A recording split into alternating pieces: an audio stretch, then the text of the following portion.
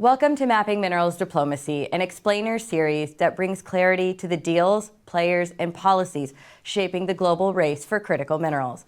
I'm your host, Gracelyn Baskarin, Director of the Critical Minerals Security Program at CSIS. Today, we turn to Ukraine, which made international headlines earlier this year after the United States and Ukraine signed a long-awaited agreement establishing a joint investment fund for reconstruction. Dubbed by many as the Minerals Deal, the initiative will draw financing from Ukraine's future natural resource extraction.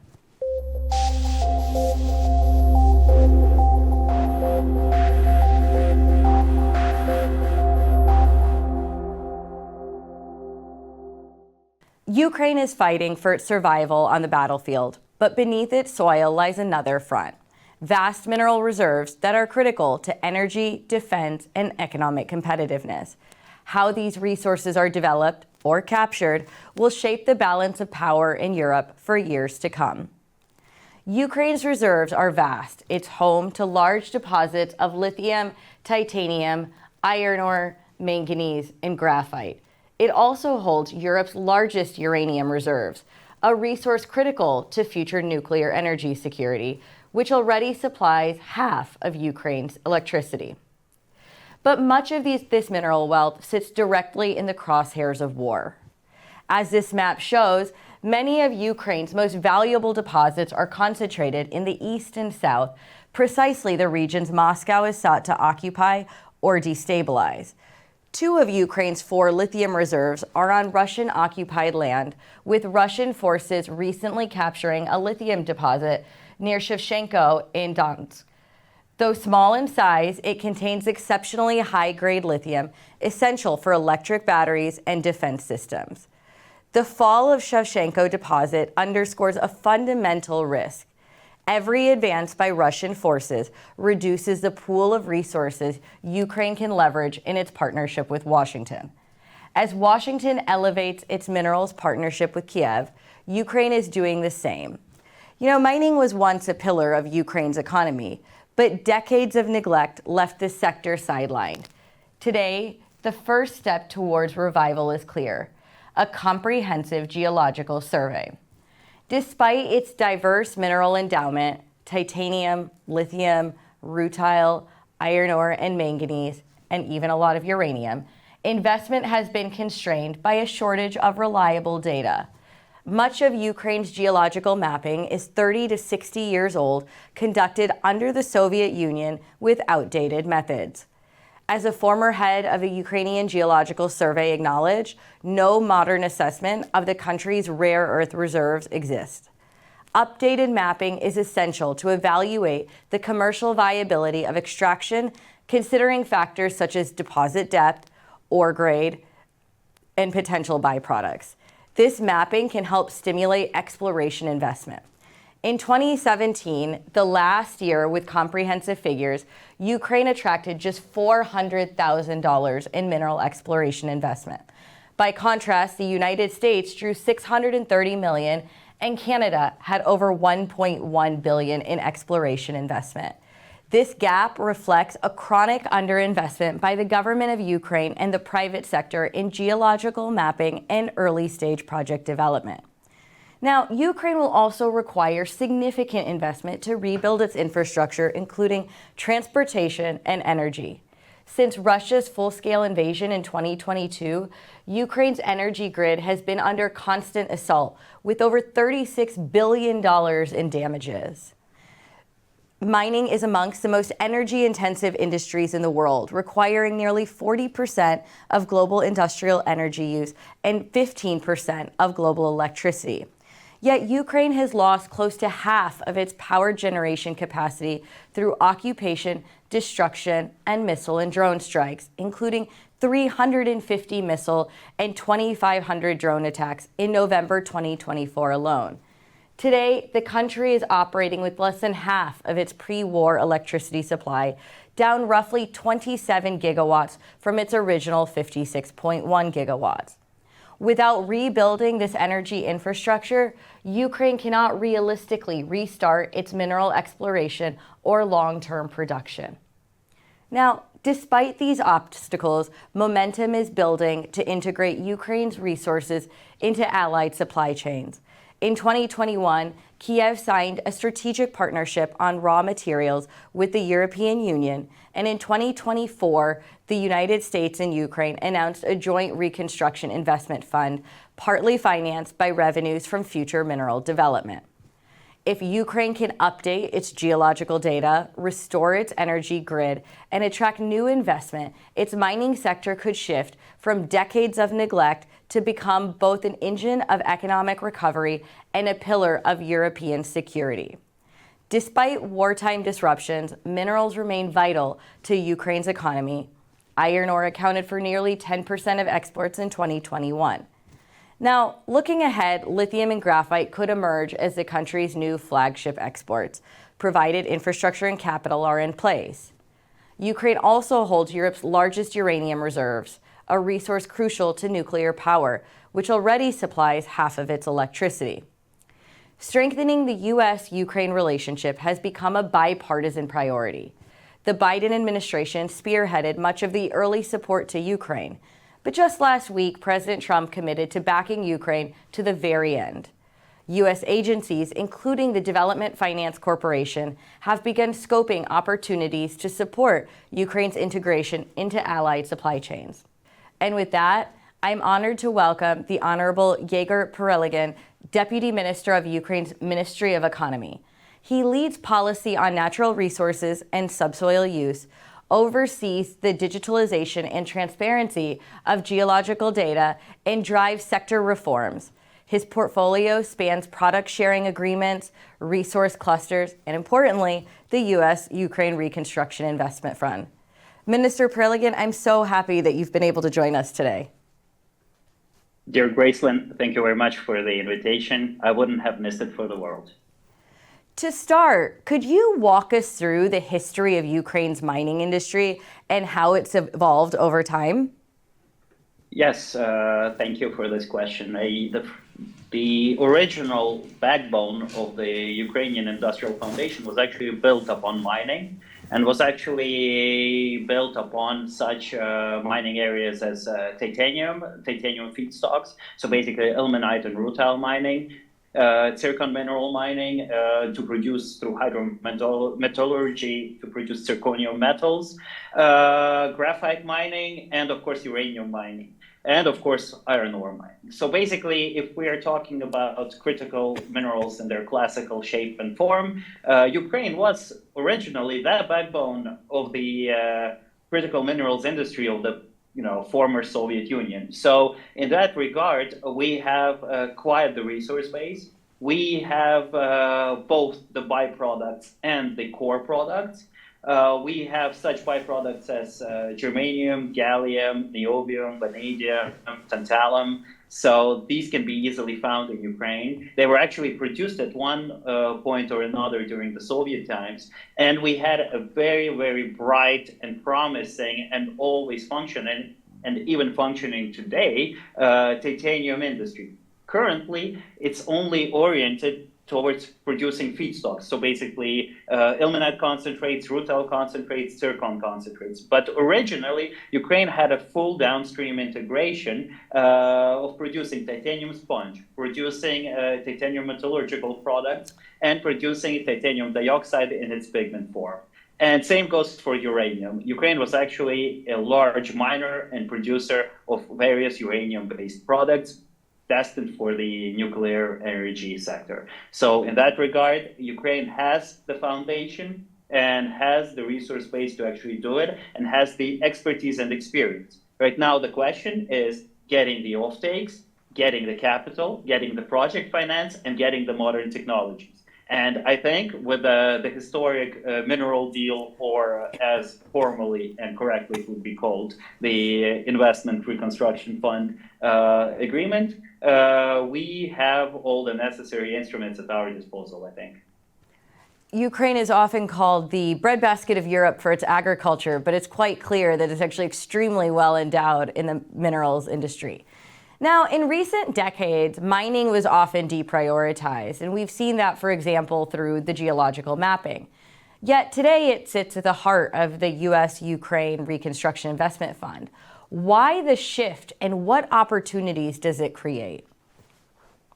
I think that because we have seen a number of various dynamics and a number of various developments across the global economy and across the supply chains that has happened, we have taken a very, very pragmatic position as a government, as a country, in terms of what we can do and what we can help our strategic partners with. You have to take it into account that the price, the cost of production, and both the prices of battery packs and battery cells has decreased dramatically over the last decade. We have to take into account that a lot of demand for classical critical minerals has risen by very, very vast percentages. We have also have to take into account the fact that such metals as titanium have become increasingly important. The United States, for example, has been actively stockpiling titanium sponge and getting back to the strategic reserves. And considering the fact that titanium sponge is a 100% import material, for the United States, we have realized that a country like Ukraine, with the capacity, with the history, with the experience, and with the resource base, we have the capability and the position to actually help out our main strategic partner with this situation. We can de-risk the supply chain, and we can bring in something new to the economy, to the basically the bilateral relations, and to the value chains that are being built. And considering the fact that Ukraine is probably a number one country in Europe in terms of its titanium deposits, in terms of its uranium deposits, in terms of its graphite and manganese deposits, we have all of that capability. And when you take into account that a lot of the processing, a lot of the midstream involved in processing these minerals and these metals, it would also be capable of producing byproducts. The economic interest and the strategic interest, it rises twofold, threefold, fourfold. So basically, there is much potential for this. And basically, the idea is that we can build a very successful relationship considering the intense supply chain concentration that we see in the world today. It's no secret that geographically, some of the key materials like LCE, lithium carbonate equivalents, are completely concentrated in one country. Anode material in terms of graphite is completely concentrated in one country. Uranium-based mining and processing is concentrated in only a number of countries that I can count on with the fingers of one hand. So basically, we saw an opportunity, and we decided to shift our policy towards this opportunity. And we realized that, even if certain countries can solve their upstream problems and can bring online a number of mines and a number of quarries, they will still not be able to solve the midstream processing problem. And the predicament, basically, it opens up an opportunity for Ukraine, which has that history and which can bring its expertise into the game, so to say. It's clear Ukraine has a very important role to play, not only in European mineral security, but also globally. Now, one of the questions I'm most excited about, there's been a lot of discussion about the so-called minerals deal this year. What is the latest progress on that front? Well, we have been doing our homework in preparation for the minerals deal. So basically, first of all, while implementing and integrating all of the necessary moments and positions of the minerals deal, we have undergone a number of important changes. We have declassified our critical minerals information. So now it's open to the market. Number two, we have successfully transitioned onto the UN geological classification system for resource and reserves assessment, the 2019 variant. And we have successfully been moving onto a very important project with digitalizing our archive, our journals, our geological books and information and data with the European Bank for Reconstruction and Development. And basically, we have been moving forward with digitalizing 60,000 books and journals, which will be the foundational kind of position for our movement forward in modernizing our geological survey. In terms of the minerals, in terms of the actual minerals, so-called minerals deal, we have agreed and we have started basically inputting the seed capital. Basically, we're currently in the process of raising and finishing up all of the necessary bureaucratic and normative moves to have the $150 million worth of seed capital. So basically $75 million from the US side and $75 million from the Ukraine side. That's number one. Number two is that we have created the necessary committees and have created the board of managers, or it's akin to the board of directors of the fund. 3 people from our side, 3 people from the American side. We have also began our work on drafting and on finalizing the investment protocols. And we have a very, very good understanding that we will have the investment protocols finalized by the end of this year. So we will have the standards, rules, and procedures in place to actually make the investments. And basically, as we speak right now, administratively and operationally, the fund is already online. The only thing is we need to finalize certain procedures and certain rules and standards of how we operate. And we also hope to have, we have already launched the search for a financial advisor, and we have already launched the search for a fund administrator, so the technical, the administrator who will take care of the technical, the back office, the operational, IT infrastructural kind of aspects of the functioning. So we, by the end of the year, we will already be looking at the investment pipeline, at the project's pipeline, and we're looking forward to have a very, very productive kind of end of the year and beginning of next year. It's remarkable how much progress has been made in less than 6 months across all of the areas that you discussed. There's one of the areas I want to unpack further, which is that one of the key challenges we hear a lot about is the outdated geological mapping. Some of the minerals that we now deem really important, we weren't thinking about as much when this mapping was done. Can you tell us a little bit more about how the government is both working to modernize existing data and how it's planning to get new data?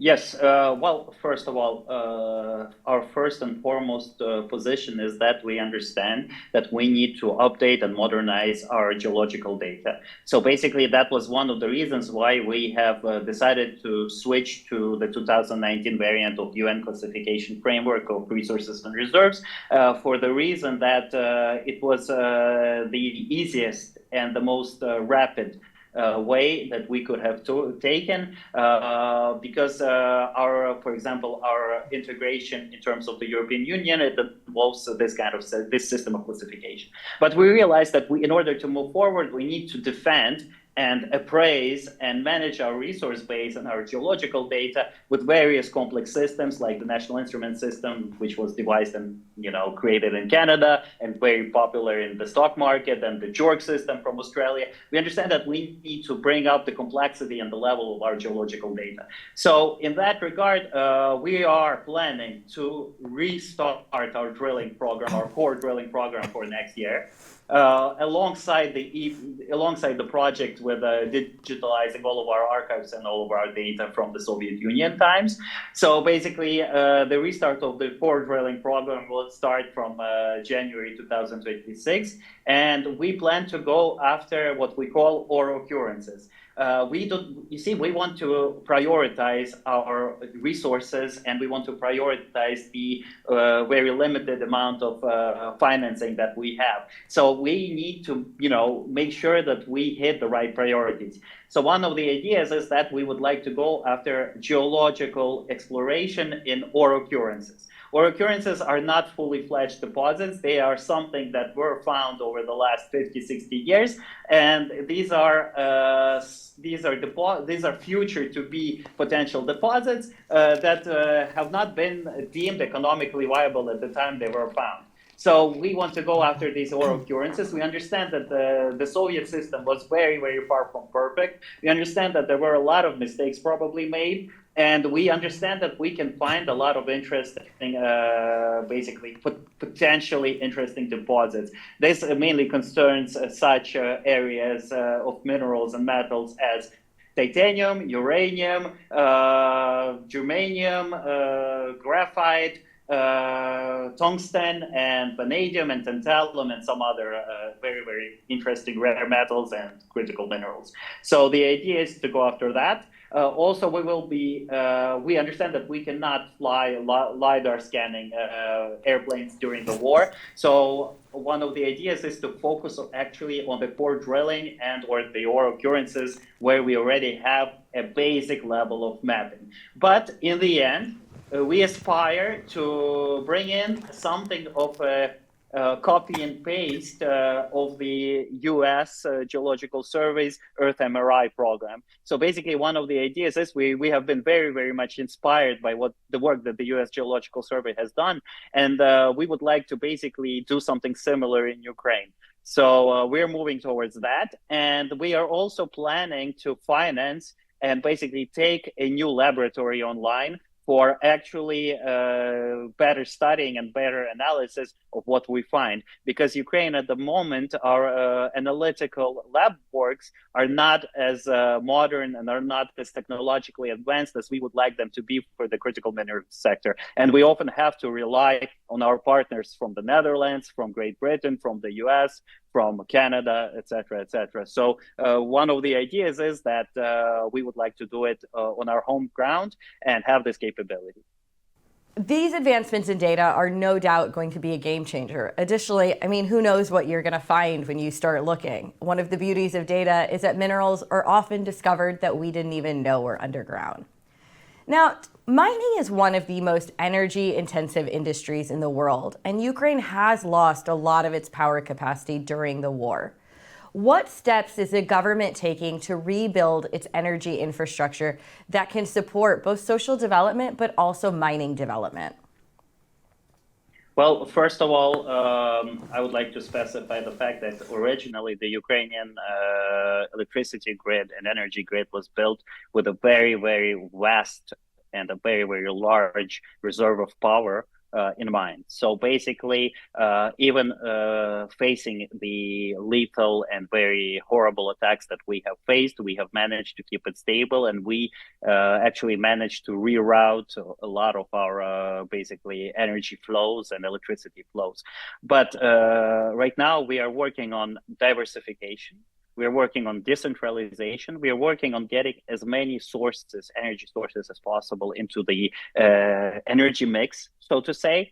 And basically one of the ideas is that we want to pair this energy mix with a very, very strong system of energy storage. And we have a number of important American partners, including a very, very large American corporation that has helped us with increasing our energy storage capacity. So we have been working on this.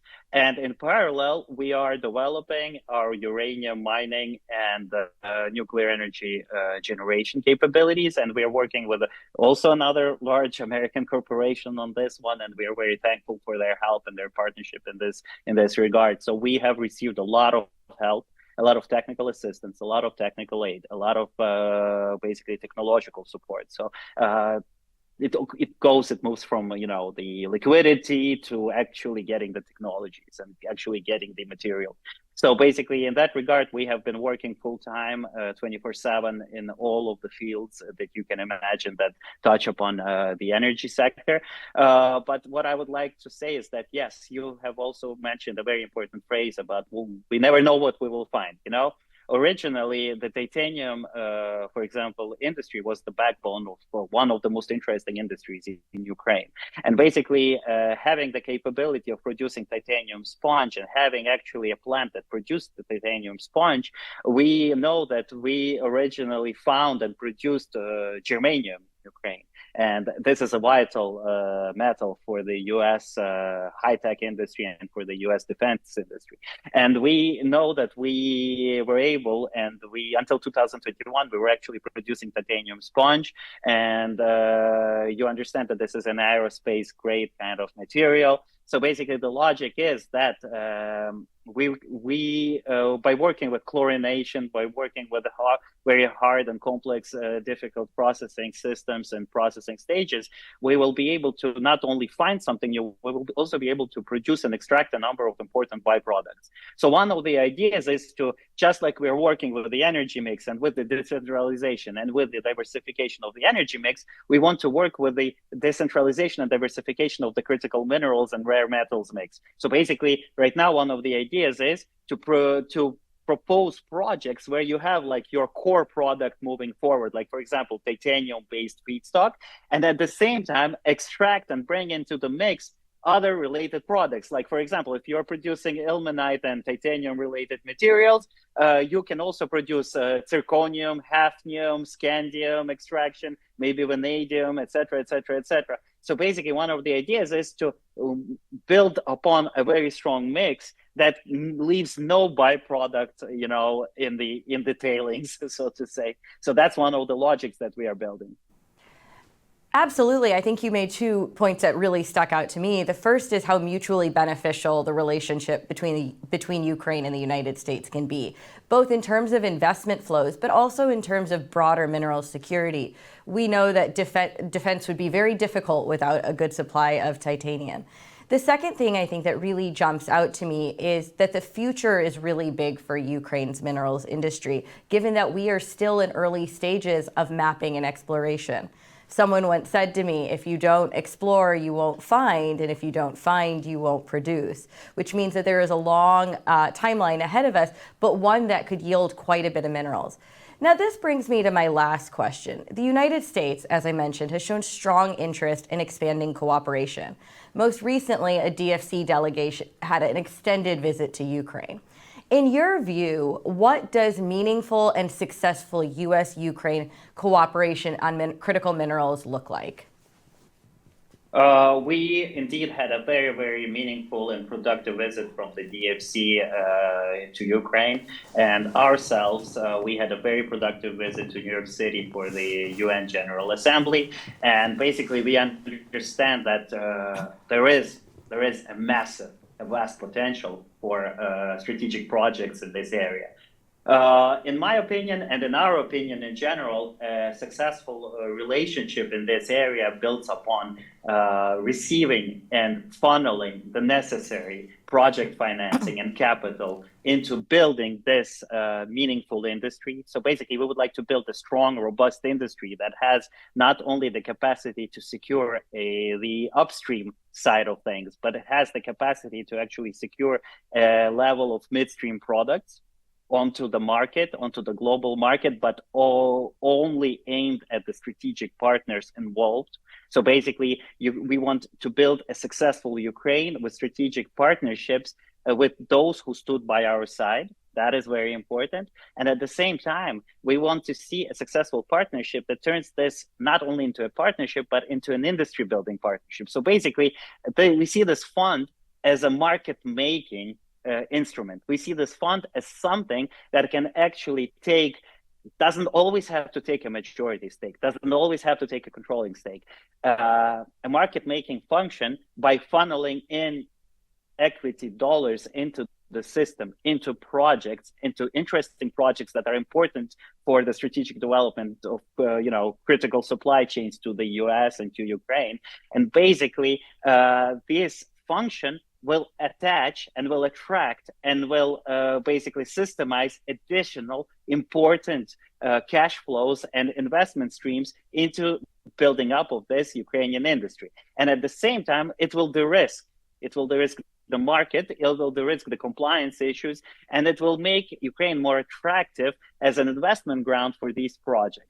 And at the same time, it will secure and be able to provide important financial instruments and financial guarantees to American end users who can and who need and who will be using these raw materials or semi-finished or intermediary materials for their heavy industries or processing or high-tech or defense tech or aerospace tech industries. So basically, one core idea is to have this fund be a market maker. And for every dollar that it invests into equity, we would like to raise 5, 6, 7 more dollars of additional investment from interested stakeholders and parties who will be moving forward with us as well.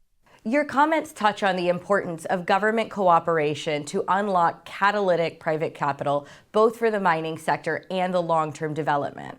I'm sometimes reminded that economic security is actually an imperative for driving national security imperatives. Minister Perelygin, thank you so much for joining us today. Thank you for having me, Gracelyn. It was a pleasure. It's clear that Ukraine's mineral sector has enormous potential, but turning it into strategic security requires investment, policy alignment, and above all, stability. And with that, that brings us to the end of this episode of Mapping Minerals Diplomacy. In future episodes, we'll explore how other countries are shaping their minerals diplomacy strategies and how the United States can better deploy its tools to compete. Thanks for watching.